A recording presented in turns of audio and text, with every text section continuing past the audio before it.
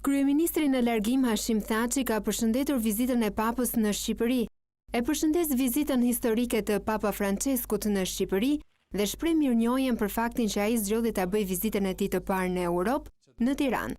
Vizita e Papës nxjerr në pamje modelin unik të bashkëtesës fetare të shqiptarëve, i cili duhet të shërbejë si shembull për të gjithë botën. Kjo ngjarje dëshmon gjithashtu përcaktimin e popullit ton për t'u orientuar drejt perëndimit, është shprehur në Facebook Hashim Thaçi.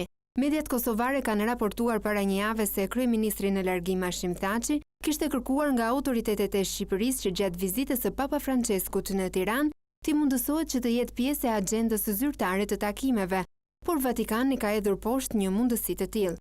Ndërkohë edhe lideri i lëvizjes Vetvendosje, Albin Kurti, ka thënë se vetvendosja dhe Kosova është e entuziazmuar me vizitën e Papa Franceskut në Shqipëri.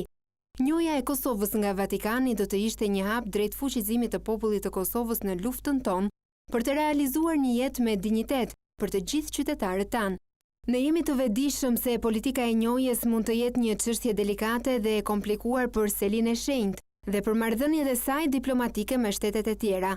Megjithatë, janë qytetarët e thjeshtë të Kosovës që mbajnë barën e kësaj mungese të njohjes në jetën e tyre të përditshme.